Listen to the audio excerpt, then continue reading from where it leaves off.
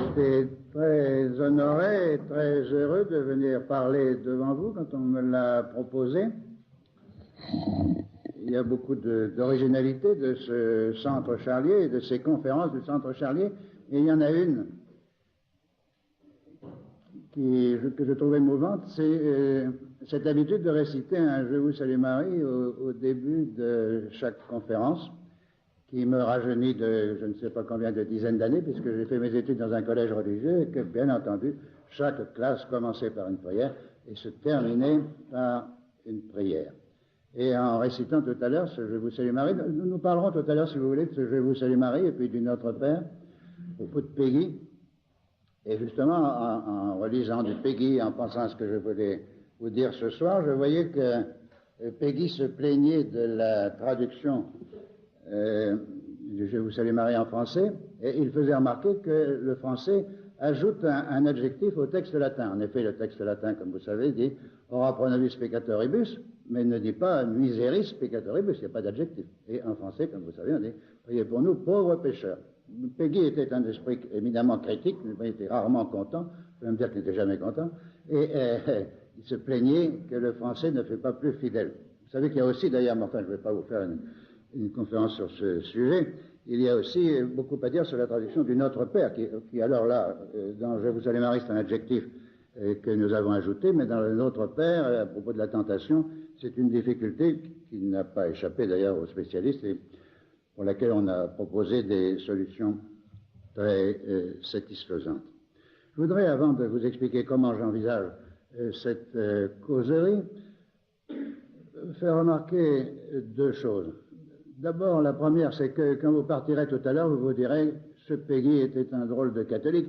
Peut-être même vous direz-vous, ce n'était pas un catholique du tout, et quelle singulière idée de le proposer en modèle. Mais justement, je ne le propose en aucune façon en modèle. Ce serait évidemment tout à fait paradoxal de prétendre que nous devons imiter en tout, sur le terrain de la religion, que nous devons imiter en tout Peggy. Mais enfin, vous savez ce que vous lisez dans l'Évangile selon saint Jean. Le Christ dit, il y a plusieurs demeures dans la maison de mon Père. Et il est vrai que même si nous ne représentons la religion, comme je vous avouerai, sans vouloir entrer dans des confidences indiscrètes, que c'est mon cas. Si vous représentez la religion comme quelque chose de très carré, quelque chose où tout est bien défini, où il y a les 10 commandements de Dieu, et puis les 6 commandements de l'Église, et puis le credo, l'acte de foi, d'espérance, charité, de contrition, tout ça bien clair, bien net, et non pas je ne sais quelle religion en recherche, comme on dit aujourd'hui. Ben, même si on se représente la religion ainsi, où tout devrait être en effet parfaitement clair et parfaitement défini, on s'aperçoit quand on parle avec des amis qui se placent de ce point de vue-là aussi, ou quand on étudie des œuvres littéraires ou philosophiques de gens qui en principe sont d'accord, on se rend compte qu'il y a un très grand nombre de nuances. Il y a des gens qui sont bien installés au centre de cette maison, puis il y en a d'autres qui sont un peu dans des pièces latérales ou qui regardent par les fenêtres, ou d'autres qui ne regardent pas par les fenêtres. Et il y en a qui sont sur le seuil, et quelquefois même au-delà du seuil. Et c'est le cas de Peggy. Peggy est un catholique qui est resté à l'extérieur, mais enfin très près de la maison quand même. Et puis l'intérêt dans le cas de Peggy, c'est que c'est un grand poète, et que justement tout ce qu'il nous dit, tout ce qu'il nous conseille, tout ce qui touche notre sensibilité, a d'autant plus de portée qu'il y a le génie de l'écrivain et de l'artiste pour l'exprimer. Et puis je voudrais aussi vous faire une autre remarque. Alors tout à l'heure je vous lirai ce fameux texte, je pense que tout le monde les connaît, mais qui n'est pas mauvais quand même d'y repenser, de les entendre de nouveau, sur ce que Peggy pensait de la France, sur la situation de la France dans le monde et dans le plan de la Providence. Et en entendant ces textes de Peggy, peut-être que vous vous direz, non sans mélancolie, qu'il y a une distance infinie entre ce que Peggy pensait de la France dans les années 1900 et 1914, ce qu'il en disait, et personne ne songeait à se moquer de lui. Et au contraire, beaucoup de gens ne demandaient qu'à le suivre. Et puis, ce que nous pouvons en penser aujourd'hui, ce qui peut y avoir au fond de notre cœur, et là, qu'il y ait mélancolie, qu'il y ait angoisse, qu'il y ait regret, nostalgie, Quand on compare notre présent avec notre passé, sur ce point, mon Dieu, je ne peux que le reconnaître. Mais est-ce une raison pour ne plus faire entendre ces poèmes de Péguy, si admirablement patriotiques, si charnellement attachés à la personne France et à la terre française? Je ne le crois pas.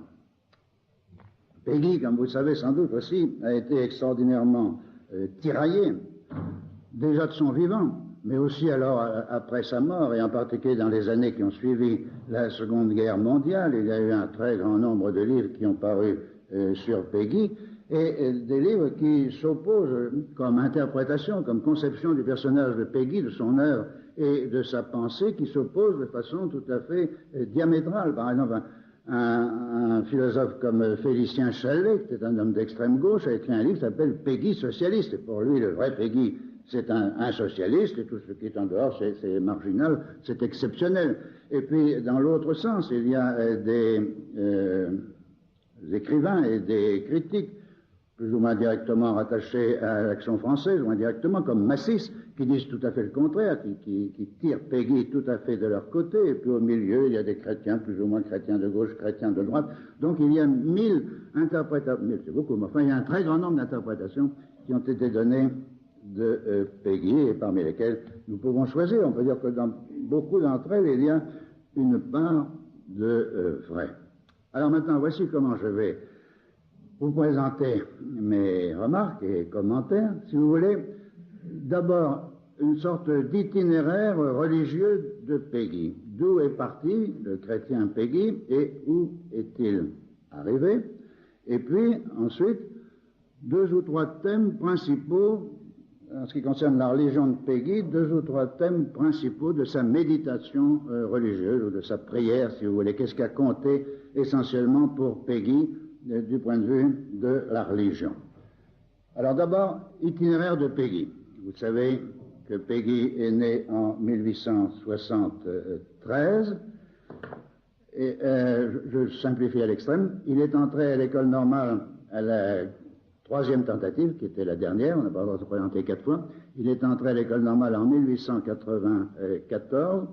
Il a connu à l'école normale des camarades, dont certains ont été de grands écrivains, de grands artistes, et je suis touché que ce soit les fils de l'un d'eux, qui était Louis Gillet, qui est entré à l'école normale de 2 ans, si je ne me trompe, après Péguy, mais qui a très bien connu Péguy, qui a écrit un livre sur Péguy. Et nous avons ce soir parmi nous l'honneur d'avoir 2 des fils, 2 des 6 enfants de Louis Gillet, qui ont eux-mêmes, bien entendu, étudié et connu par les récits que leur faisait leur père, toute cette histoire de Péguy et tout ce mouvement de la jeunesse. Louis Gillet était catholique, de la jeunesse catholique dans ces premières années du siècle. Et tout l'enthousiasme patriotique de Péguy, c'était aussi celui de Louis Gillet en 1914. Donc à ses amis Gillet, je dis merci de se déranger ce soir pour entendre parler de Péguy. Et alors, il ne reste pas d'enseignement, comme beaucoup, il abandonne l'enseignement, et il fonde les cahiers de la quinzaine en janvier 1900. Et à partir de janvier 1900, jusqu'à sa mort, vous savez qu'il tombe au champ d'honneur le 5 septembre 1914, pendant la bataille de la Marne, son activité essentielle, ce sont ces cahiers de la quinzaine, où il publie un certain nombre de ses propres œuvres, mais où il publie aussi beaucoup d'autres œuvres.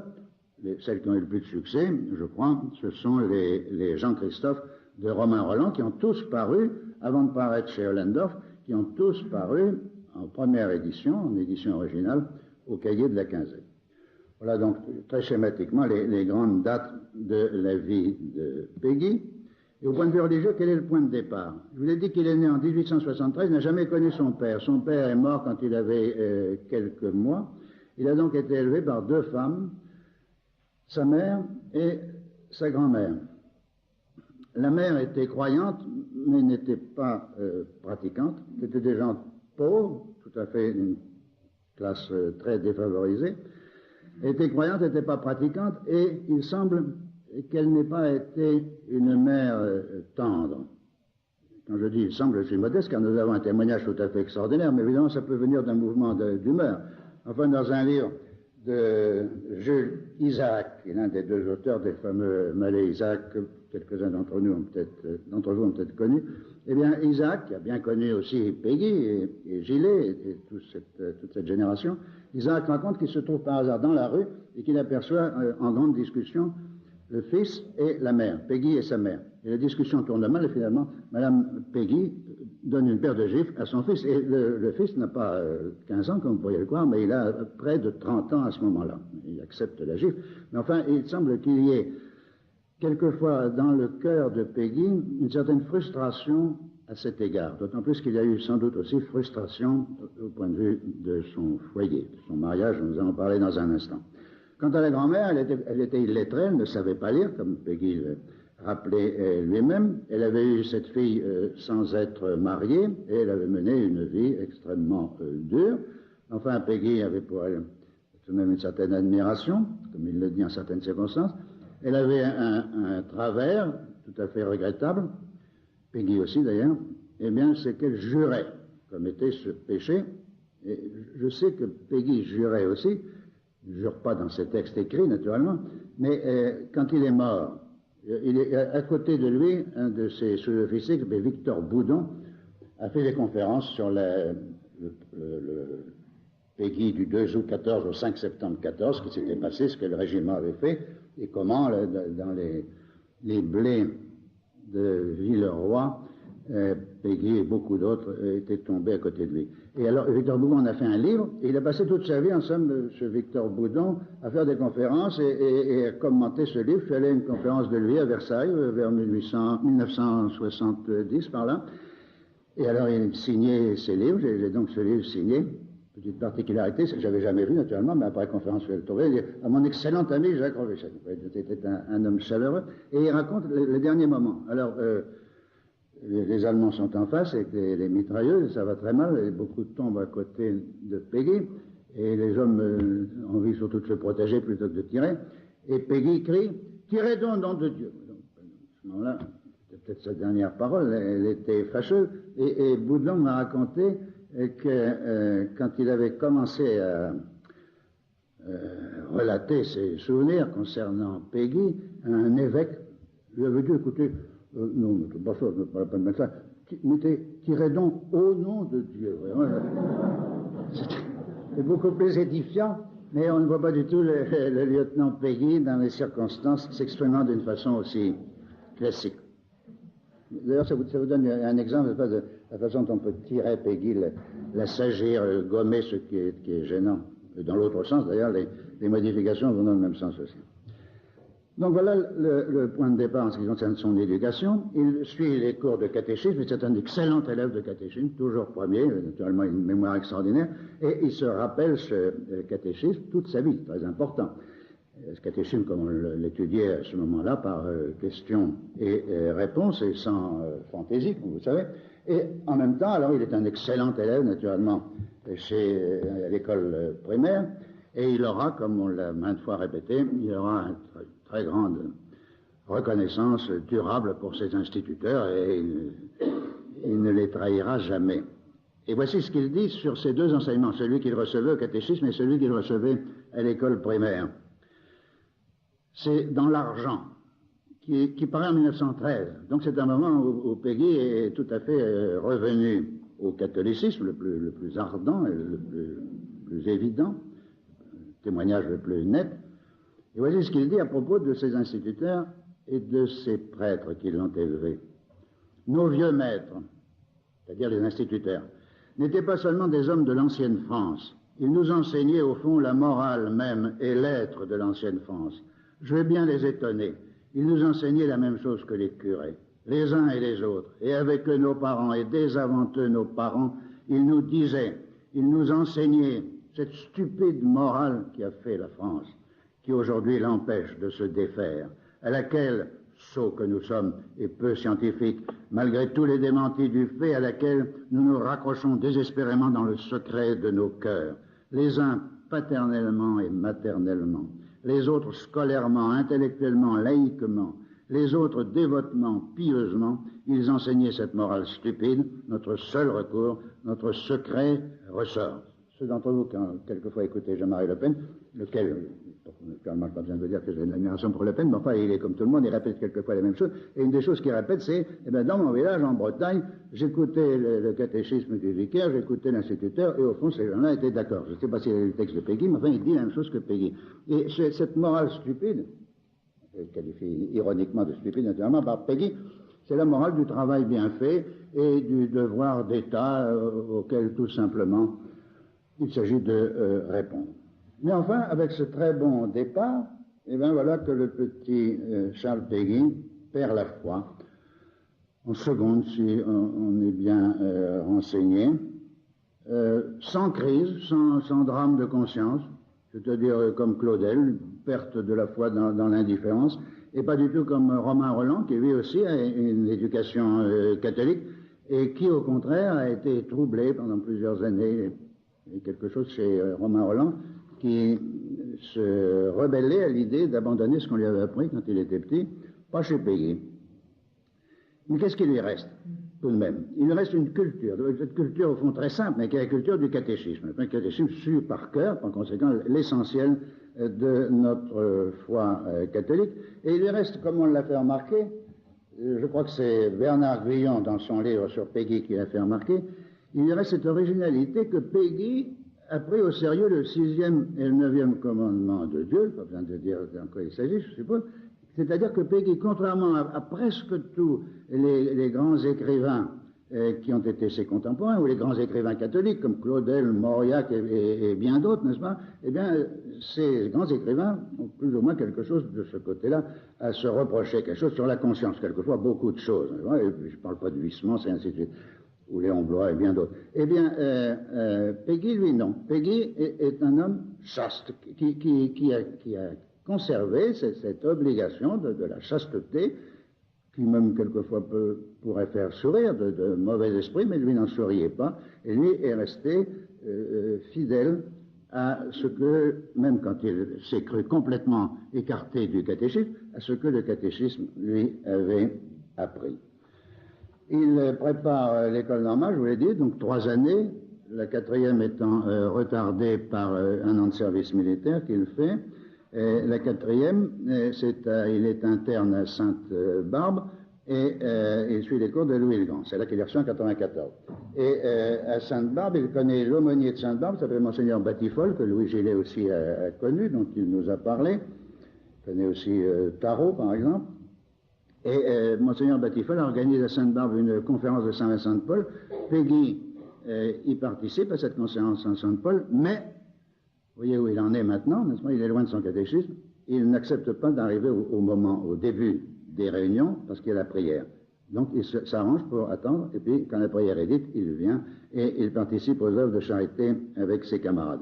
Il y a une influence qui joue à ce moment sur Péguy dans ce sens-là, c'est celle d'un ami qui s'appelle Baudouin, Marcel Baudouin, qui sera une très grande et très vive et très tendre amitié pour Péguy, frustré, je vous l'ai dit, d'autre part, en particulier dans sa famille, et ce garçon meurt en 1896, et Péguy épouse sa sœur en 1897. Or, Baudouin et sa sœur sont violemment anticléricaux et antichrétiens. Il est certain que Péguy a subi cette influence. Alors, ce Péguy anticlérical, nous sommes maintenant, si vous voulez, en 1897.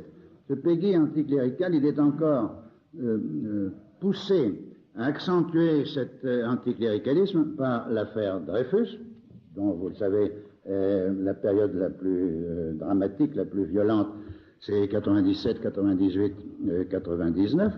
Plus tard, dans notre jeunesse, c'est-à-dire en 1910, Péguy dira, au fond, il était très dreyfusard, il est toujours resté dreyfusard, mais notre dreyfusisme, dira-t-il, qu'est-ce que c'était? C'était le culte de la vérité, c'était le culte de la justice, de la pauvreté.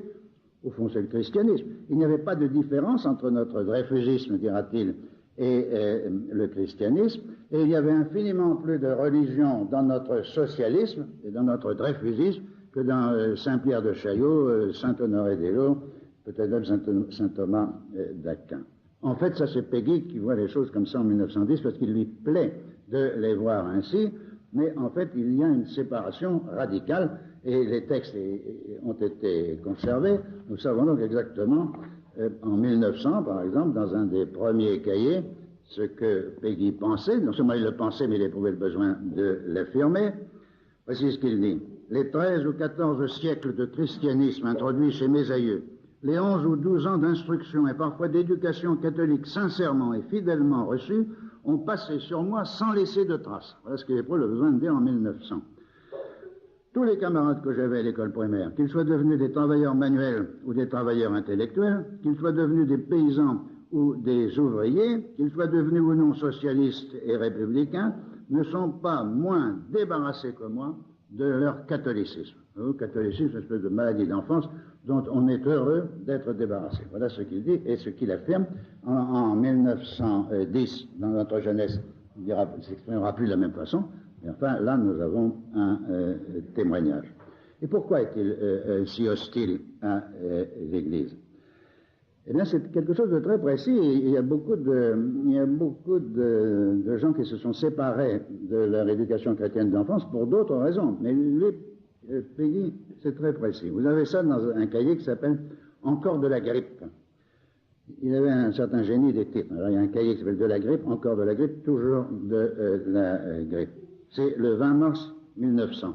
Alors, il a été malade et il a lu la vie de Pascal par sa sœur, Madame Perrier, et il a lu le texte fameux de Pascal qui s'appelle « Prière pour demander à Dieu le bon usage des maladies ». Qu'est-ce qu'il trouve là-dedans? Pascal, vous savez, constamment malade, passe sa vie en somme à se torturer, à torturer son corps, et c'est ce qui inspire cette prière pour demander à Dieu le bon usage des maladies. Et Peggy est blessé par cette attitude à l'égard de la souffrance physique. Il raconte l'histoire d'une vieille dame qui était de mauvaise santé et qui se complaisait à sa mauvaise santé, qui voyait les progrès de sa maladie avec satisfaction, attitude qui est d'une certaine façon peut-être considérée en effet comme chrétienne, et qui finalement presque faisait en sorte que les choses aillent plus mal et qui finalement a obtenu satisfaction puisqu'elle est morte. Eh bien, Peggy considère que cela est quelque chose d'inhumain et d'antinaturel. Et voilà ce qu'il écrit à ce propos, cette espèce de goût morbide de la souffrance. Il n'y a pas seulement des catholiques à nous, la distance d'une imagination vaine à une sincère critique universelle. Ça, c'est la distance du dogme et de ceux qui refusent le dogme. D'une imagination vaine à une sincère critique universelle. Cela ne serait rien en comparaison de ce qu'il y a, mais vraiment, il y a l'incompatibilité d'une imagination perverse à une raison modeste, amie de la santé. Voyez-vous, c'est donc une révolte de sensibilité et au nom d'un socialisme qui serait comme une espèce de religion du bonheur ici-bas et du bonheur physique aussi bien que moral.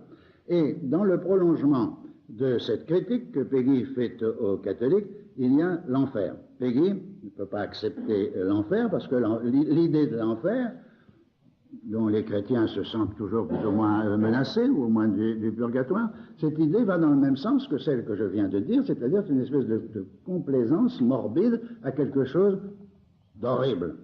Et voici comment Peggy s'exprime, toujours de la grippe. Ces chrétiens à qui je reproche d'avoir aimé ou bien reçu la maladie et la mort humaine admettent surtout qu'il y ait une souffrance éternelle, et une maladie éternelle et une mort éternelle contemporaine, ou pour parler exactement coéternelle à tout leur bonheur, à leur vie éternelle, à leur béatitude, à leur santé. Vous voyez ce point de vue? Peggy ne peut pas comprendre qu'il y ait des gens qui se conduisant à peu près bien, se confessant comme il faut se confesser, espérant donc la vie éternelle, se disent en même temps, et bien pendant ce temps-là, il y en aura qui souffriront l'horreur de la damnation et pour toujours. Voilà ce que Peggy ne peut pas admettre. Et c'est en forme de dialogue, l'interlocuteur répond, « Cela, mon ami, est un article de leur foi. Je m'attaquerai donc à la foi chrétienne. Ce qui nous est le plus étranger en elle, et je dirais le mot ce qui nous est le plus odieux, ce qui est barbare, ce à quoi nous ne consentirons jamais, ce qui a hanté les chrétiens les meilleurs, ce pourquoi les chrétiens les meilleurs se sont évadés ou silencieusement détournés, c'est cela. Cette étrange combinaison de la vie et de la mort que nous nommons la damnation. Cet étrange renforcement de la présence par l'absence et renforcement de tout par l'éternité. Ne consentira jamais à cela tout homme qui a reçu en partage ou qui s'est donné l'humanité. Ne consentira jamais à cela quiconque a reçu en partage ou s'est donné un sens profond et sincère du collectivisme. Ne consentira pas tout citoyen qui aura la simple solidarité, comme nous sommes solidaires des damnés de la terre. Debout les damnés de la terre, debout les forçats de la faim.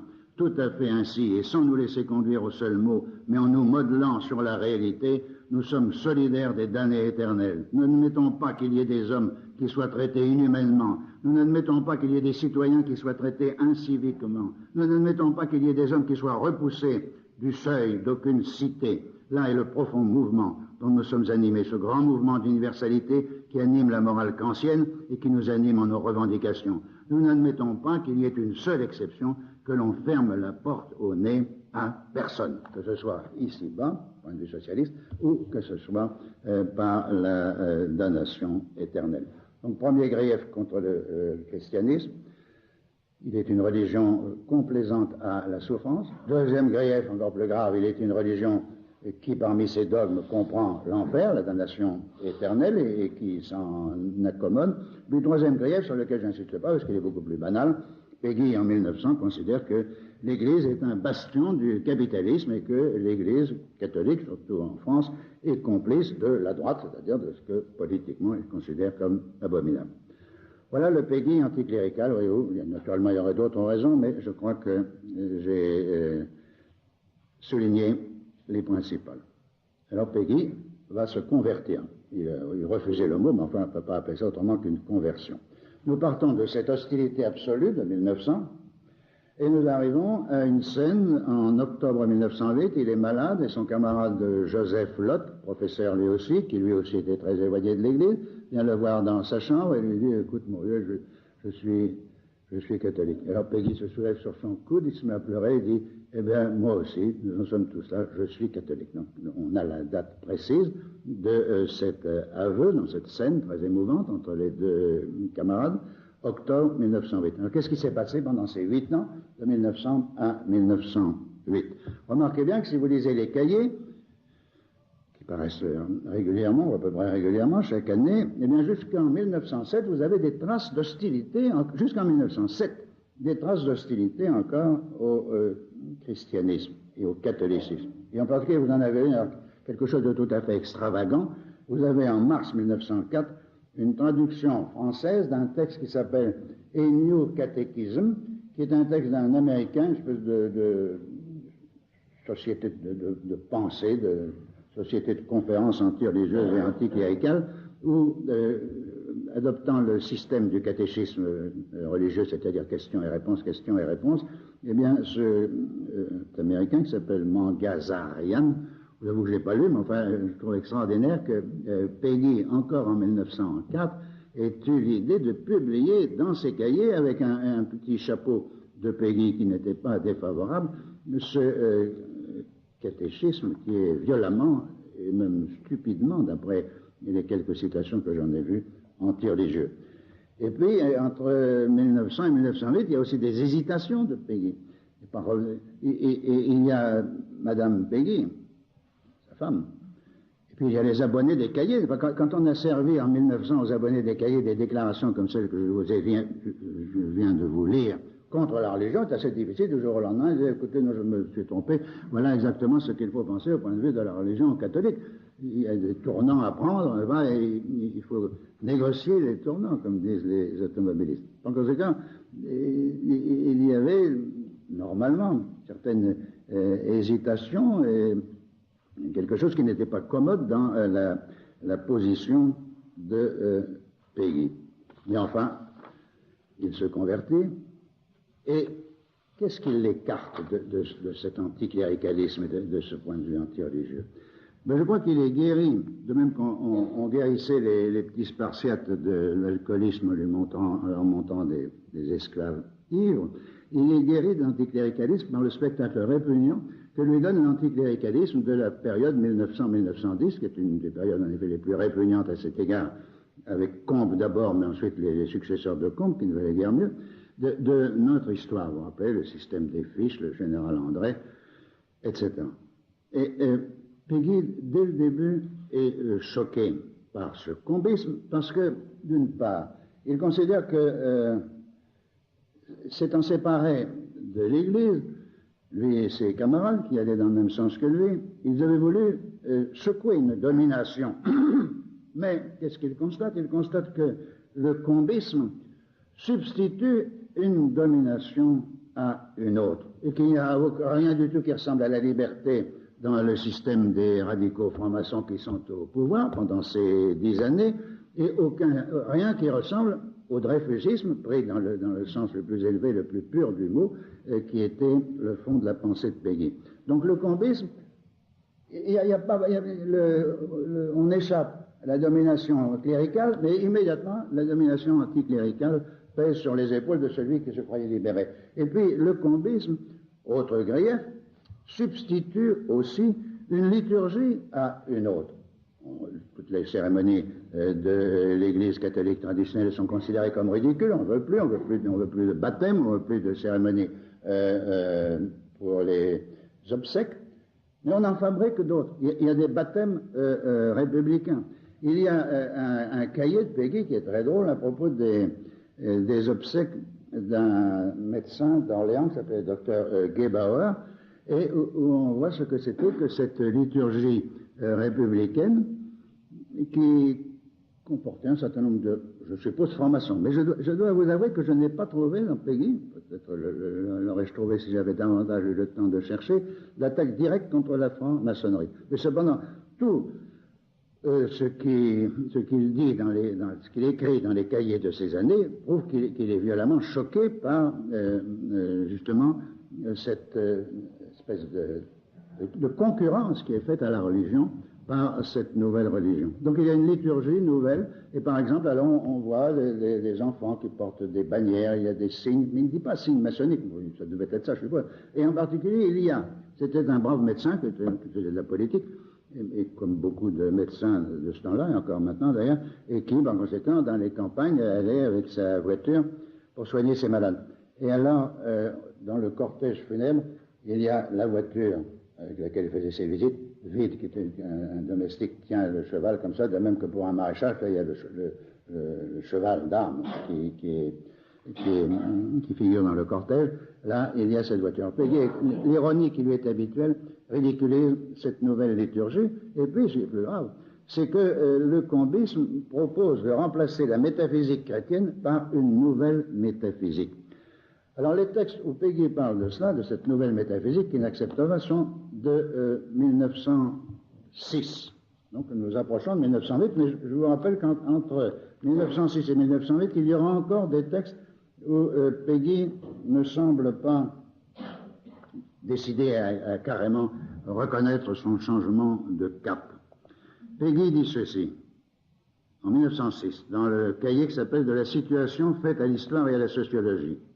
La situation, la déjà ancienne et classique situation d'homme qui a quitté l'Église, qui a perdu le sentiment religieux, qui a quitté le christianisme, qui particulièrement a quitté le catholicisme, qui, de sa personne, a quitté l'état ecclésiastique, est aujourd'hui si parfaitement connu, d'une connaissance si claire et si intellectuelle, nous l'avons connu par tant de personnes compétentes, qui nous l'ont si complaisamment énuméré que nous ne pouvons plus aujourd'hui nous y intéresser. C'est une situation reçue, établie, acquise, usuelle, fréquente. C'est la situation de beaucoup d'hommes, et l'on pourrait presque dire aujourd'hui de beaucoup de peuples.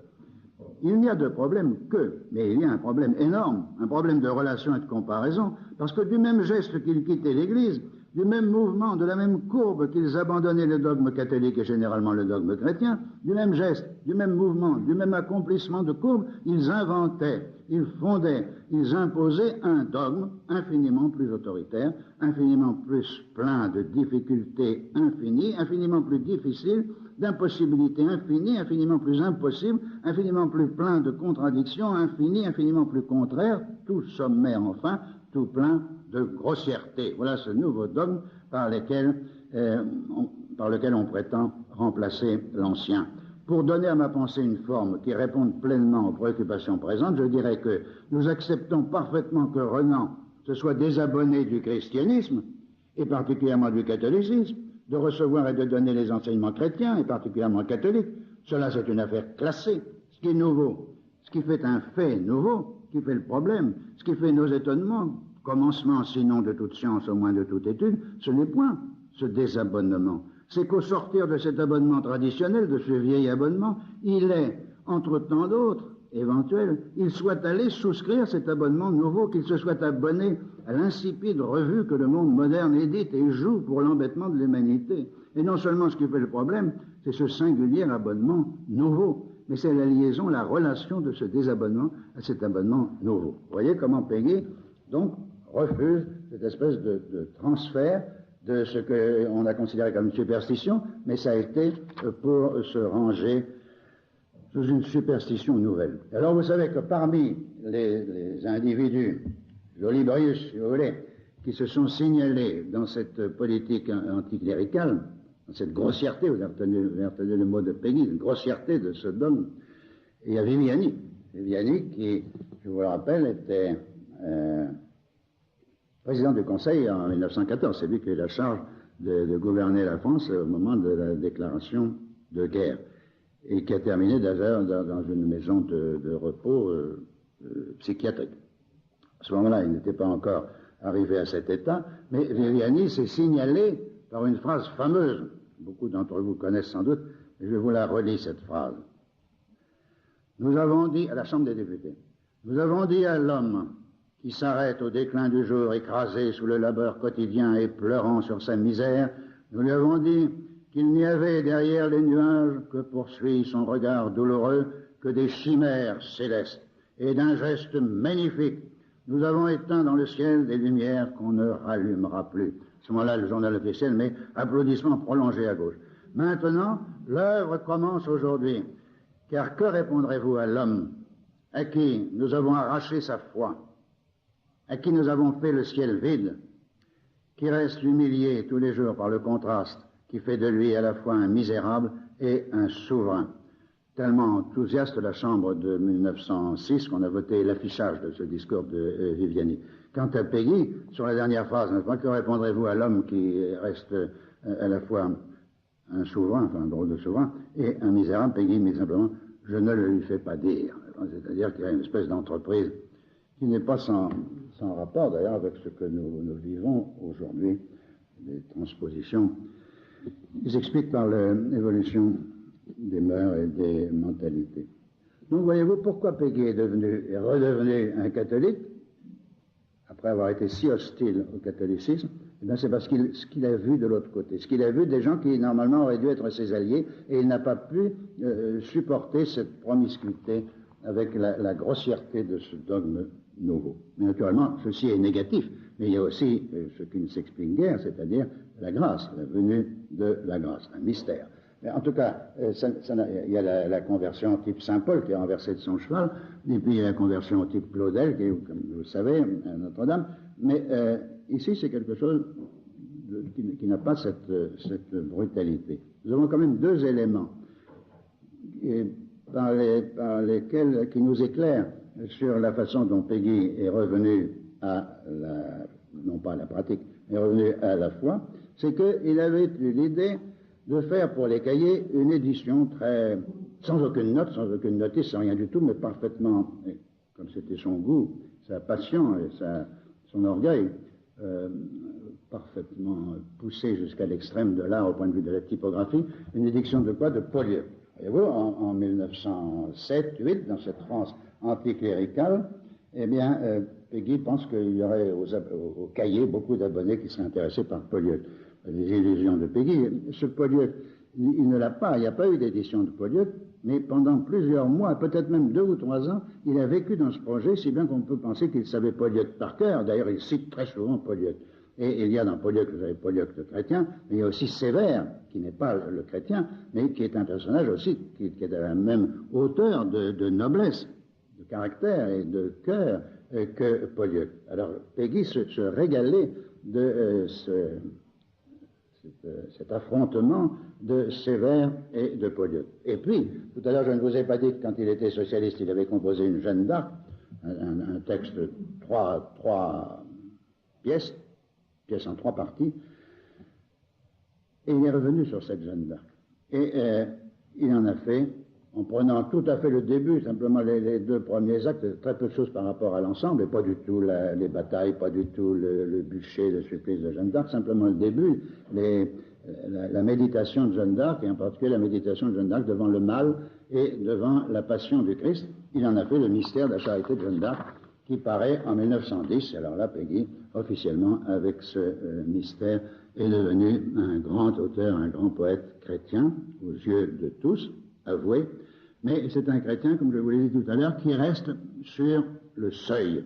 Et il y a ce drame familial qui vient de ce que sa femme était restée exactement. Ils avaient 3 enfants, un fils, une fille au milieu, et puis un fils. Et sa femme était restée exactement dans les sentiments de son mariage, c'est-à-dire qu'il s'était marié civilement, et puis les enfants n'étaient pas baptisés. Et Jacques Maritain, confident de Péguy, a essayé de faire une démarche auprès de la femme de Péguy et de sa mère pour expliquer qu'on pourrait, si elle ne croyait pas au baptême, qu'est-ce que ça pouvait leur faire que les enfants soient baptisés. Pour elle, c'était un geste qui ne comptait pas et qui apaiserait Péguy. C'est ce qu'elles ont répondu. Nous aimerions mieux les noyer. Voyez-vous où en était Madame Péguy, la mère de Péguy. Non, j'ai tort de dire la mère de Péguy. Cette réponse est de Madame Péguy, la femme de Péguy. Nous aimerions mieux les noyer. Péguy aurait pu les faire baptiser sans demander l'avis de la mère. Il ne l'a pas fait. Il ne l'a pas fait parce qu'il a considéré qu'il avait un devoir, enfin un conflit de devoir, un devoir de loyauté à l'égard de sa femme, sachant que sa femme était violemment hostile à ce baptême, à ces baptêmes. Ses enfants sont donc restés non baptisés, du moins jusqu'à la mort de Péguy. Et René Joannet, qui a fait un des livres les plus allant plus dans le sens de Péguy, chrétien, essentiellement chrétien, homme de droite, à cette insinuation ironique qui n'est pas très... Enfin, après tout, c'est pas impossible.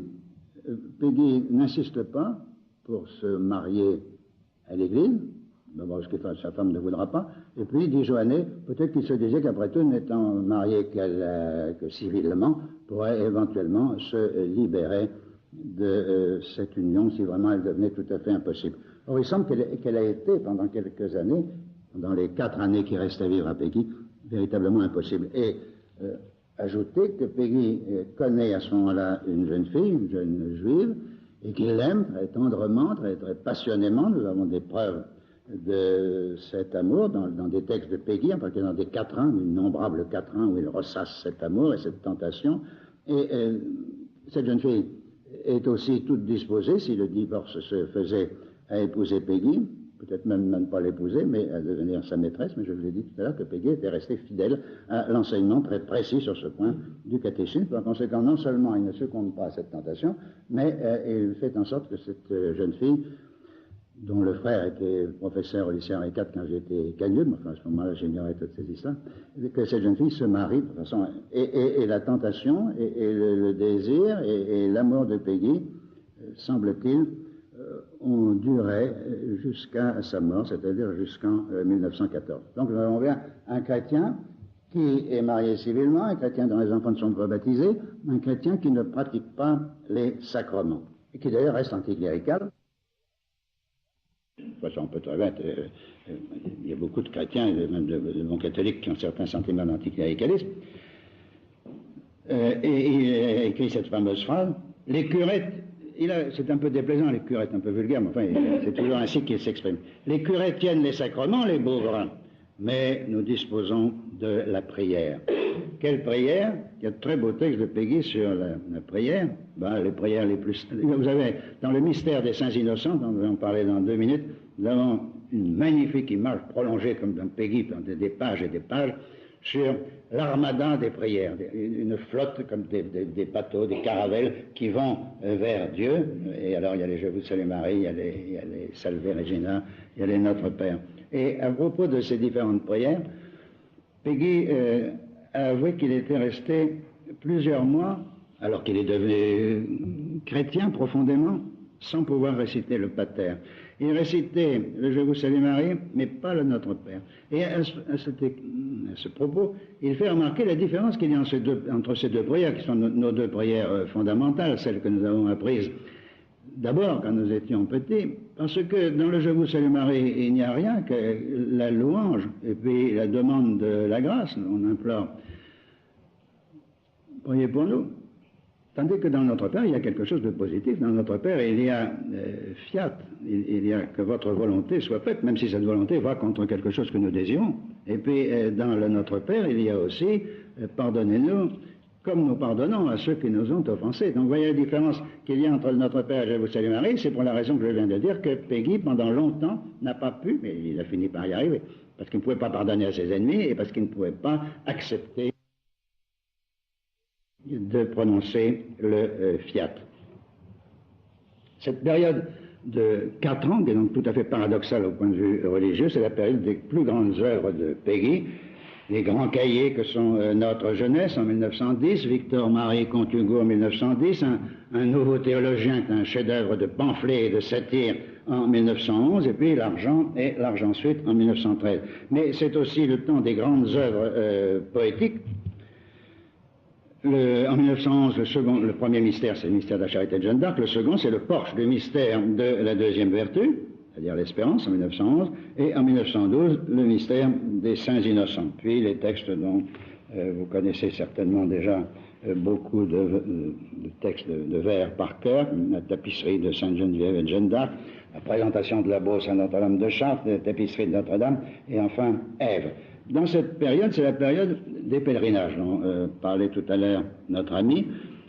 C'est controversé d'ailleurs, et autant que j'ai pu m'informer, on n'est pas exactement d'accord sur la date des pèlerinages. Il semble qu'il y en ait eu 3 au moins, 2 en 1912 et 1 en 1913, plus des voyages à Chartres en chemin de fer. Et en tout cas, les premiers pèlerinages sont bien provoqué par l'angoisse de Peggy, dont le petit garçon, le troisième, Pierre, est grièvement malade, fièvre typhoïde, et quelques mois après, si je me rappelle bien, diphtérie. Mais quand Peggy va demander à la Sainte Vierge de guérir son petit garçon, eh bien, il réalise dans les faits et dans sa démarche ce qu'il a imaginé dans un texte qui est de l'année précédente, c'est-à-dire dans le porche du mystère de la deuxième vertu. Ces pèlerinages sont de 1912, et dans le porche du mystère de la deuxième vertu, 1911, il met en scène un brave homme, un bûcheron, qui s'appelle Sévin. Alors c'est Peggy, d'ailleurs, c'est toujours Peggy, de toute façon, Jeanne d'Arc c'est Peggy, les compagnes, Madame Gervaise, Oviette c'est Peggy, et ce bûcheron Sévin, c'est aussi Peggy. Alors ce bûcheron fait son travail, mais il pense aux enfants, il pense aux difficultés de la vie, qu'est-ce qui va leur arriver, et qu'est-ce qui se passera quand je serai mort, etc. Et alors, dans cette rumination de Peggy Sévin, mais pour Peggy, ce sera l'année d'après. Il a inventé ce qui allait se passer réellement l'année d'après. Voici ce qu'il dit dans le porche du mystère de la deuxième vertu. Un jour qu'ils étaient malades, et qu'il avait eu grand peur, il pense encore en frémissant à ce jour-là, qu'il avait eu si peur pour eux et pour lui, parce qu'ils étaient malades, il en avait tremblé dans sa peau à l'idée seulement qu'ils étaient malades.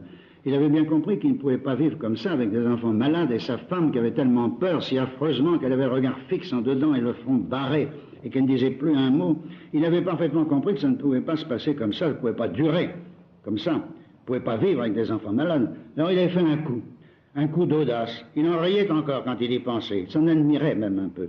Et il y avait bien un peu de quoi, et il en frémissait encore. Il faut dire qu'il avait été joliment hardi, que c'était un coup hardi. Et pourtant, tous les chrétiens peuvent en faire autant. On se demande même pourquoi ils ne le font pas.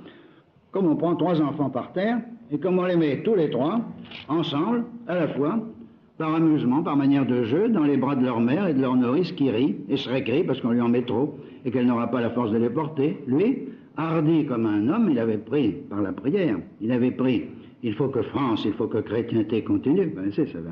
Il faut que France, il faut que chrétienté continue. Il avait pris ses 3 enfants dans la maladie, dans la misère où ils gisaient, et tranquillement, il vous les avait mis, par la prière, il vous les avait mis tout tranquillement dans les bras de celle qui est chargée de toutes les douleurs du monde, et qui a les bras si chargés déjà, car le Fils a pris tous les péchés, mais la mère a pris toutes les douleurs. Il avait dit par la prière, il avait dit, je n'en peux plus, je ne comprends plus rien, j'en ai par-dessus la tête, je ne peux plus rien savoir, ça ne me regarde pas. Il faut que France, il faut que chrétienté continue. Prenez-les, je vous les donne. Faites-en ce que vous voudrez, j'en ai assez. Celle qui était la mère de Jésus-Christ peut bien aussi être la mère de ces deux petits garçons et de cette petite fille, qui sont les frères, deux petits garçons, une petite fille comme Peggy, deux fils et une fille, qui sont les frères de Jésus-Christ, et pour qui Jésus-Christ est venu au monde. Qu'est-ce que ça vous fait? Vous en avez tellement d'autres. Qu'est-ce que ça vous fait? Un de plus, un de moins. Vous avez eu le petit Jésus, vous en avez eu tant d'autres. Il voulait dire dans les siècles des siècles, tous les enfants des hommes, tous les frères de Jésus, les petits frères, il en aura tellement dans les siècles des siècles. Il faut que les hommes en aient un aplomb de parler ainsi à la Sainte Vierge. Les larmes au bord des paupières, les mots au bord des lèvres, il parlait ainsi par la prière, il parlait ainsi en dedans. Il était dans une grande colère, Dieu lui pardonne. Il en frémit encore, mais il est rudement heureux d'avoir pensé à ça, le sot. Comme si c'était lui qui avait pensé, le pauvre homme. Il parlait dans une grande colère, que Dieu le garde. Et dans cette grande violence, et en dedans de cette grande colère et de cette grande violence, avec une grande dévotion. Vous les voyez, disait-il, je vous les donne. Et je m'en retourne et je me sauve pour que vous ne me les rendiez pas. Je n'en veux plus, vous le voyez bien. Comme il s'applaudissait d'avoir eu le courage de faire ce coup-là, tout le monde n'aurait pas osé. Il était heureux, ils s'en félicitait en riant et en tremblant. Il n'en avait pas parlé à sa femme, il n'avait pas osé. Les femmes sont peut-être jalouses. Il vaut mieux ne pas se faire d'affaires dans son ménage et avoir la paix. Et voilà, c'est très précisément, il n'a pas parlé à sa femme. Même pour les pèlerinages, on peut supposer qu'il n'a pas demandé l'avis de sa femme pour aller demander à la Sainte Vierge de rendre la santé au petit Pierre Peggy. Et enfin, le dernier grand texte, c'est Ève. Mais Ève est un texte absolument illisible. Il y a 12 000 vers. Je défie qui que ce soit de dire j'ai lu Ève, en commençant au vers 1 et jusqu'au dernier vers, parce que la maladie de Peggy, qui est la maladie de la répétition, qui est la maladie, il faut bien dire, du bavardage, un très grand poète, un génie de la langue française, mais en même temps c'est un bavard extraordinaire, il est impossible que de temps en temps, même assez souvent, il ne se regarde pas écrire ces interminables suites de quatrains en riant et en se disant qu'il se moque un peu de son lecteur. Mais ce qu'il y a de plus extraordinaire, et il y a de très belles choses dans Ève quand même, on en parlait dans un instant, ce qu'il y a de plus extraordinaire, c'est qu'il a fait, on n'est jamais mieux servi que par soi-même, et comme il n'avait évidemment aucune chance d'avoir un bon article sur Ève, qui paraît en décembre 1913, donc 6 mois avant sa mort, il n'avait aucune chance d'avoir un bon article sur Ève, il a fait l'article lui-même, il a signé Durel, et il a expliqué dans cet article qui est paru en janvier 1914 dans le bulletin des professeurs catholiques de l'université, que c'était le plus grand poème depuis Dante, et même peut-être un peu supérieur, enfin, une espèce de débordement d'auto-satisfaction. Mais enfin, quand on aime bien Peggy, quand on aime bien quelqu'un, on lui pardonne tout. Et quand on aime bien Peggy, on lui pardonne cet article signé Durel. D'ailleurs, il y a de très belles choses dans Ève, comme nous allons le voir. J'espère que je ne veux pas abuser de votre patience, mais je vous ai dit qu'après... oui, tout de même, je vous ai dit itinéraire. Alors, Peggy tombe le 5 septembre 1914, et il semble qu'il ait eu... avant de mourir, l'idée tout de même de se confesser, d'assister à la messe et de communier. Mais enfin, a-t-on une certitude là-dessus? Je ne le dirai pas. Il y a 3 thèmes, à mon avis, essentiels dans la méditation de Peggy. Le premier, c'est l'incarnation. L'incarnation, alors là, Peggy est en pleine orthodoxie, parce que, enfin, je ne vais pas faire de sermon, il n'y a aucune qualité pour ça, mais tout de même, l'incarnation est évident que c'est là le cœur même du christianisme. Dieu a créé un homme à son image, Dieu s'est incarné lui-même, et cette incarnation du Christ, elle est renouvelée chaque jour, si nous sommes catholiques, nous devons le croire, elle est renouvelée chaque jour, effectivement et réellement, dans le sacrifice de la messe. Donc nous sommes bien là au cœur du christianisme, et nous sommes au cœur de la méditation de Peggy.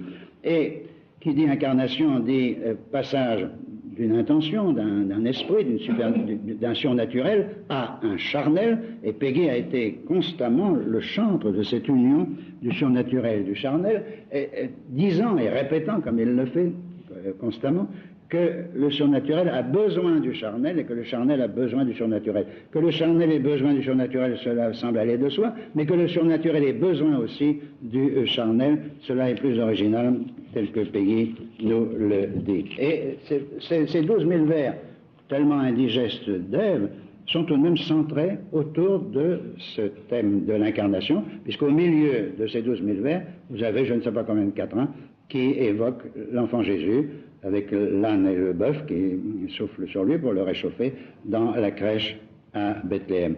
Une espèce de légende. Et alors il y a tout ce qu'il y a eu avant l'incarnation, tout ce qu'il y a après l'incarnation, tout ce qui a annoncé le petit Jésus et tout ce qui découle de ce mystère. Une espèce de légende des siècles, mais la légende des siècles aussi. Victor Hugo, c'est une vision d'ensemble de toute l'histoire de l'humanité. Et naturellement, la légende des siècles de Victor Hugo n'est pas chrétienne, c'est le moins qu'on puisse dire, tandis que celle de Péguy est chrétienne. Et cette alliance du surnaturel et du charnel, elle est aussi elle se manifeste dans deux éclairages qui sont absolument essentiels chez Péguy. C'est justement le patriotisme, l'inspiration patriotique de Péguy, et puis ce que Péguy nous dit de l'enfance. Jusqu'à quelle heure vous me donnez? Parce que je ne voudrais pas abuser de... Jusqu'à quelle heure? Jusqu'à 10h30. Ah oui, non, je ne veux pas abuser. Non, mais ici, c'est plutôt que de m'écouter, vous allez écouter Péguy, et ces textes sont absolument admirables.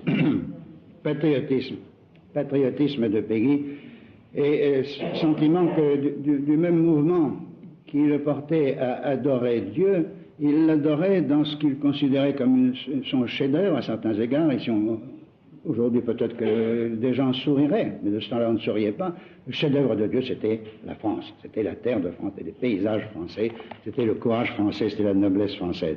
Et vous connaissez certainement beaucoup de ces textes, je vous en lis simplement un. C'est là que c'est émouvant pour nous. Est-ce que nous sommes les fils dignes de la génération de Péguy? Peuple soldat, dit Dieu, rien ne vaut le français dans la bataille, et ainsi rien ne vaut le français dans la croisade. Ils ne demandent pas toujours des ordres, ils ne demandent pas toujours d'explications sur ce qu'il faut faire, sur ce qui va se passer. Ils trouvent tout d'eux-mêmes, ils inventent tout d'eux-mêmes, à mesure qu'il faut. Ils savent tout seuls. On n'a pas besoin de leur envoyer des ordres à chaque instant, ils se débrouillent tout seuls, ils comprennent tout seuls en pleine bataille, ils suivent l'événement. Ils se modifient suivant l'événement, ils se plient à l'événement, ils se moulent sur l'événement, ils guettent, ils devancent l'événement, ils se retournent, ils savent toujours ce qu'il faut faire, sans aller demander au général, sans déranger le général. Or, il y a toujours la bataille, dit Dieu, il y a toujours la croisade, et on est toujours loin du général. C'est embêtant, dit Dieu. Cette phrase est souvent citée. C'est embêtant, dit Dieu. Quand il n'y aura plus ces Français, il y a des choses que je fais, il n'y aura plus personne pour les comprendre. Peuple, les peuples de la terre te disent léger parce que tu es un peuple prompt. Les peuples pharisiens te disent léger parce que tu es un peuple vite. Tu es arrivé avant que les autres soient partis. Mais moi je t'ai pesé, dit Dieu, et je ne t'ai point trouvé léger. Ô peuple inventeur de la cathédrale, je ne t'ai point trouvé léger en foi. Ô peuple inventeur de la croisade, je ne t'ai point trouvé léger en charité. Quant à l'espérance, vaut mieux pas en parler, il n'y en a que pour eux. Tels sont nos Français, dit Dieu. Ils ne sont pas sans défauts, sans faux. Et ils ont même beaucoup de défauts. Ils ont plus de défauts que les autres. Mais avec tous leurs défauts, je les aime encore mieux que tous les autres, avec censément moins de défauts. Je les aime comme ils sont. Il n'y a que moi, dit Dieu, qui suis sans défaut. Mon fils et moi. Évidemment, ça peut choquer parce qu'on peut dire, le Saint-Esprit, il n'y pensait pas à ce moment-là. Le Saint-Esprit aussi est sans défaut. Il n'y a que moi qui suis sans défaut, dit Dieu. Mon fils et moi. Pour moi, dit Dieu, je ne connais rien, dans les Saints Innocents, je ne connais rien d'aussi beau dans le monde qu'un gamin d'enfant qui cause avec le bon Dieu dans le fond d'un jardin et qui fait les demandes et les réponses, c'est plus sûr. Un petit homme qui raconte ses peines au bon Dieu, le plus sérieusement du monde, et qui se fait lui-même les consolations du bon Dieu. Or, je vous dis, ces consolations qu'il se fait, elles viennent directement et proprement de moi. Ça continue, je suis obligé de passer parce qu'à minuit, nous y serions encore. Alors, Dieu évoque tout ce qu'il a vu de beau. Tout ce qu'il a vu de beau. Alors, j'ai vu des millions et des millions d'astres rouler sous mes pieds comme les sables de la mer. J'ai vu des journées ardentes comme des flammes, des jours d'été, de juin, de juillet, d'août. J'ai vu des soirs d'hiver posés comme un manteau, etc., etc. J'ai vu ces coteaux de la Meuse et ces églises qui sont mes propres maisons, et Paris et Reims et Rouen et des cathédrales qui sont mes propres palais et mes propres châteaux. Et ça continue, tout ce que Dieu a vu d'admirable. Et puis, or, je le dis, dit Dieu, je ne connais rien d'aussi beau dans tout le monde qu'un petit enfant qui s'endort en faisant sa prière sous l'aile de son ange gardien et qui rit aux anges en commençant de s'endormir et qui déjà mêle tout ça ensemble et qui ne comprend plus rien et qui fourre les paroles du Notre Père à tort et à travers pêle-mêle dans les paroles du Je vous salue Marie pendant qu'un voile déjà descend sur ses paupières, le voile de la nuit, sur son regard et sur sa voix. j'ai vu les plus grands saints, dit Dieu. Eh bien, je vous le dis, je n'ai jamais rien vu de si drôle, et par conséquent, je ne connais rien de si beau dans le monde que cet enfant qui s'endort en faisant sa prière, que ce petit être qui s'endort de confiance et qui mélange son Notre Père avec son Je vous salue Marie. Rien n'est aussi beau. Et c'est même un point où la Sainte Vierge est de mon avis là-dessus, et je peux bien dire que c'est le seul point où nous soyons du même avis, car généralement, nous sommes d'un avis contraire, parce qu'elle est pour la miséricorde, et moi, il faut bien que je sois pour la justice. Voyez-vous, il y a une chose qui me fait horreur dans une certaine forme de religion, malheureusement, très officielle aujourd'hui en France, c'est la familiarité. C'est une banalité, la négation de tout ce qui est de l'ordre du sacré dans le rapport entre la créature et Dieu. Eh bien, Péguy trouve moyen d'être extraordinairement familier, n'a jamais été aussi familier, jamais un poète n'a osé être aussi familier que Péguy, et cependant, quand nous lisons Péguy, nous n'avons pas cette répulsion et cette gêne que nous donne certaines formes aujourd'hui de la liturgie, parce que ça, on sent que c'est sorti du fond du cœur de Péguy. Péguy dit, un mot n'a pas il y a beaucoup de formules de Péguy, on pourrait en faire un recueil. Un mot n'a pas la même valeur chez un homme et chez un autre. L'un se l'arrache du cœur et l'autre le tire de la poche de son par-dessus. C'est vrai, on emploie les mêmes mots, les uns et les autres, nous employons les mêmes mots, mais il y a des mots qui partent du plus profond de l'être, et c'est le cas de Péguy. Donc, premier thème de la méditation de Péguy, l'incarnation. Deuxième thème, le thème du péché. Rappelez-vous tout à l'heure ce qu'il disait, l'horreur que lui inspirait dans sa période anti-chrétienne, anti-catholique, l'horreur que lui inspirait le goût de la souffrance, l'inquiétude, le sens de l'enfer. Ça ne veut pas dire que Péguy n'a pas eu le sens du péché, et en particulier de ce péché dont je vous ai dit un mot tout à l'heure, de cette tentation qu'il a évoquée si souvent dans ses quatrains, lesquels n'ont pas été publiés de son vivant, qui était la tentation de l'adultère. Et dans le livre de Joannet, il y a, je crois que Joannet ne l'a pas inventé, je suis même persuadé, il y a une histoire qui montre bien l'attitude de Péguy à l'égard de la tentation. Alors, Joannet prétend que Péguy avait eu l'idée d'un conte, et qu'il aimait parler de ce conte, il le racontait, enfin il l'a pas écrit, il l'a pas publié, mais l'histoire était la suivante. Il s'agissait d'un homme qui s'ennuyait à périr. La vie n'avait plus de sens pour lui. Il était dégoûté de l'existence. Et il savait qu'il y avait un moyen très simple de se guérir de cet ennui fatal.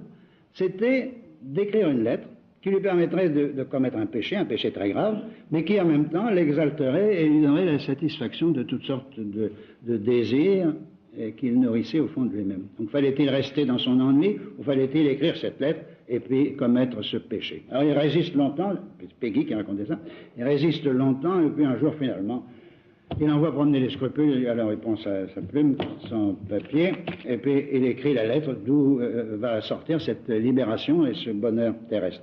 Mais il avait l'habitude, cet homme, de regarder la date dans son calendrier et le saint du jour. Alors il regarde et 25 août, Saint-Louis.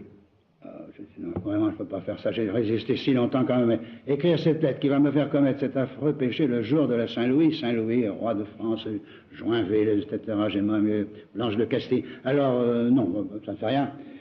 Rien n'est perdu, ça sera pour demain. Et alors, il n'écrivent donc pas la lettre le 25 août, et le 26 août, alors il recommence. Et il voit arriver un peu...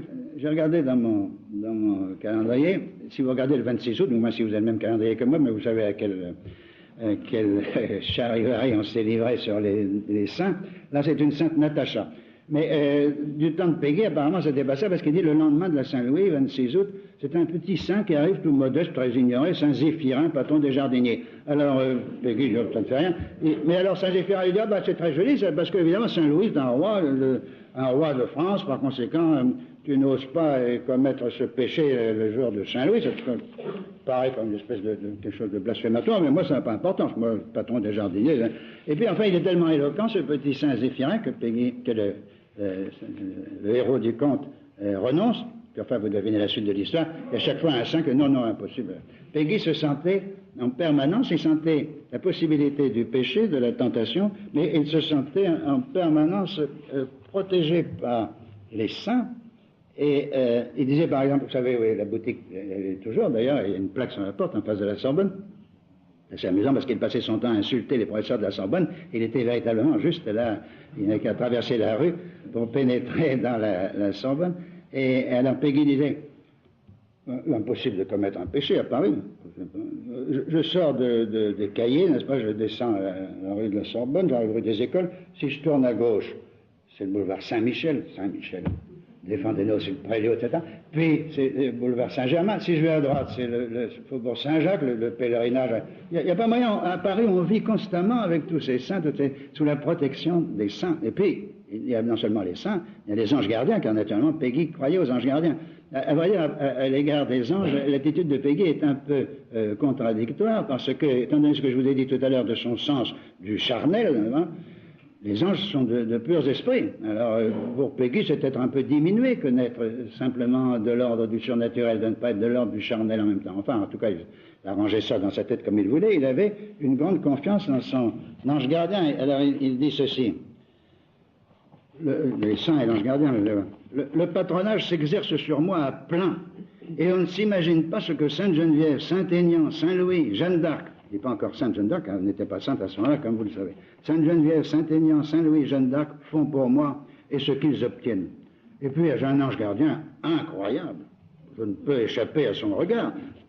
3 fois, je l'ai senti, mon poignet m'arrachait à des volontés, à des actes médités, préparés, voulus. Il y a des trucs incroyables. Vous voyez comment Péguy parlait de son ange gardien avec cette espèce de familiarité, mais qui ne me choque pas et qui ne doit pas, je pense, vous choquer. Premier thème de méditation, l'incarnation. Deuxième thème de méditation, le péché et la protection, les protections surnaturelles qui nous entourent et qui nous défendent du péché. Et puis, troisième thème, je suppose que vous l'attendez, l'espérance. Et surtout, ce thème est traité par Péguy dans le porche du mystère de la deuxième vertu et aussi dans le mystère des saints innocents qui prolonge, à vrai dire, il n'y a pas de frontière très délimitée entre le deuxième mystère et le troisième. Alors l'espérance, ceci est banal, c'est la confiance, c'est l'abandon dans les mains de la providence. Et alors vous avez ce fameux texte que vous connaissez bien dans le porche du mystère de la deuxième vertu, qui est la procession des 3 vertus, la foi, l'espérance et la charité. Alors, il est tellement enthousiaste de l'espérance, c'est pas que la foi et la charité sont un peu relégués au second rang. Il y avait une grande procession, c'était la procession de la fête Dieu. On portait le Saint-Sacrement, aussi, en tête, les 3 théologales marchaient. Voyez, dit Dieu, cette petite, comme elle marche. Regardez-moi voir un peu. Les autres, les 2 autres, marchent comme des grandes personnes. Ces 2 grandes sœurs, elles savent où elles vont, savent où elles sont décentes, elles savent qu'elles sont dans une procession. Surtout une procession de la fête Dieu, où l'on porte le Saint-Sacrement. Elles savent ce que c'est qu'une procession. Et qu'elles sont à la procession, à la tête de la procession, elles vont à la procession, elles se tiennent bien, elles s'avancent comme de grandes personnes, sérieuses, qui sont toujours un peu fatiguées. Mais elle n'est jamais fatiguée. Vous voyez voir un peu comme elle marche. Elle va devant 20 fois, comme un petit chien. Elle revient, elle repart, elle fait 20 fois le chemin. Elle s'amuse avec les guirlandes de la procession. Elle joue avec les fleurs et les feuilles, comme si ce ne fussent point des guirlandes sacrées. Elle jouerait à sauter par-dessus les feuillages, frais coupés, frais cueillis, jonchés. Elle n'écoute rien. Elle ne tient pas en place dans les reposoirs. Elle voudrait tout le temps marcher, aller de l'avant, sauter, danser. Elle est si heureuse. Ce passage est justement célèbre, c'est la petite fille Espérance. Et alors, quels sont, ici nous retrouvons les Français de ce temps-là, quels sont les spécialistes de l'espérance, il y a une espèce de complicité mystérieuse avec la petite fille Espérance, ce sont les Français. Il faut, dit Dieu, qu'il y ait une accointance, qu'il se soit passé quelque chose entre ce royaume de France et cette petite Espérance.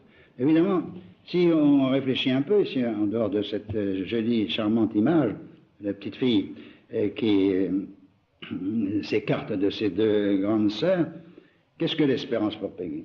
Qu'est-ce que l'espérance pour Péguy? Ce n'est pas l'espérance que nous dit le catéchisme.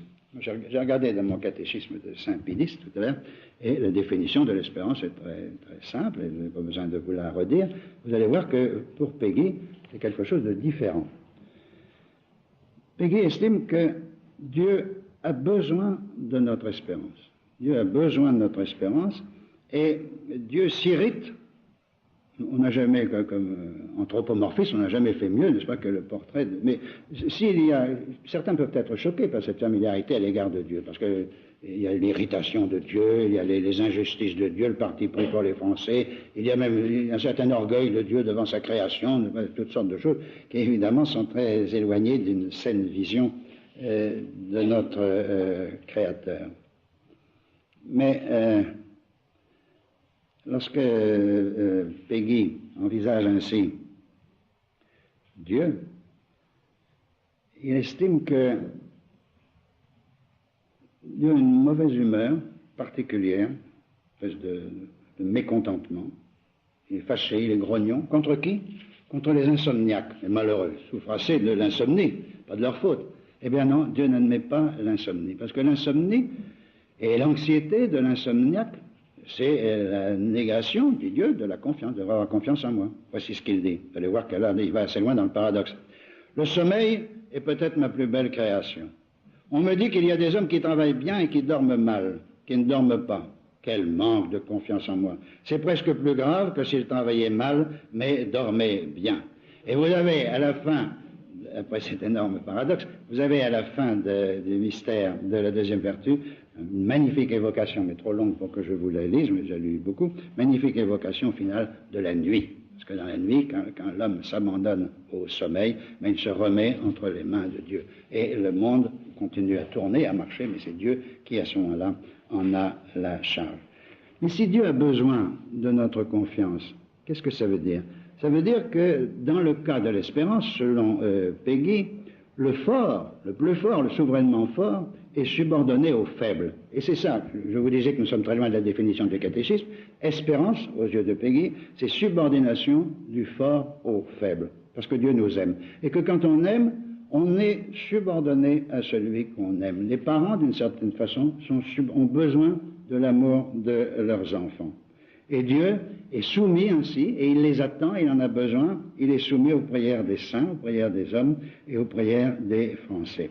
Et cette subordination, elle a deux aspects qui sont comme les deux faces de l'espérance. Du côté du faible, c'est une confiance insouciante et comme triomphale, et du côté du fort, c'est une espèce d'inquiétude tendre et constamment entretenue par la question de savoir si le faible observera son devoir d'adoration et d'amour. Donc vous voyez, l'espérance, c'est un retournement. L'espérance, c'est quelque chose comme un monde à l'envers. Et si j'avais le temps de vous lire beaucoup de ce mystère de la deuxième vertu, vous verrez que cette idée du retournement, elle est constamment derrière les plus beaux vers de Peggy. Et d'ailleurs, de temps en temps, c'est évidemment paradoxal, mais de temps en temps, on trouve, il n'y aura plus de joie dans le ciel pour une brebis retrouvée que pour toutes les autres. Il y a quelque chose de paradoxal aussi. Là. D'ailleurs, l'évangile est plein de paradoxes. Mais on attendait cette brebis perdue. On attendait l'enfant qui avait quitté son père. L'aîné était bien sage, bien raisonnable. On ne s'occupait pas tellement de lui. Il était un peu frustré de la mort des parents, tandis que c'était le mauvais sujet et dont on souhaitait le retour. Et oui, l'attente de cette pénitence, l'attente anxieuse, l'espérance de cette pénitence a fait jouer l'espérance au cœur de Dieu. Singulier renversement, singulier retournement, c'est le monde à l'envers. Tous les sentiments que nous devons avoir pour Dieu, c'est Dieu qui a commencé de les avoir pour nous.